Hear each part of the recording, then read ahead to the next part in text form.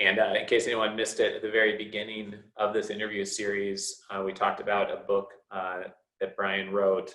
And if you haven't read that yet, related to due diligence and just being a passive investor, I think it's a critical resource just to make sure that you don't run into something or invest with someone and not have a basic lay of the land, since we don't have time to go super deep into due diligence here in the middle of this interview series here.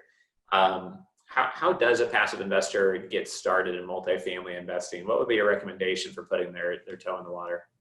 Well, my first recommendation is to get educated. So I guess if that's a shameless plug for the book, read the book, Sure. because it will tell you how to do your due diligence on sponsors and on their offerings. But really, it's to get educated, and the more you know about real estate, then the better positioned you are to evaluate what the sponsor is showing you to ensure that their assumptions are reasonable, that the business plan makes sense, and that they're not fluffing the numbers. I mean, those are the big things that really come back to bite you oftentimes in a passive real estate investment.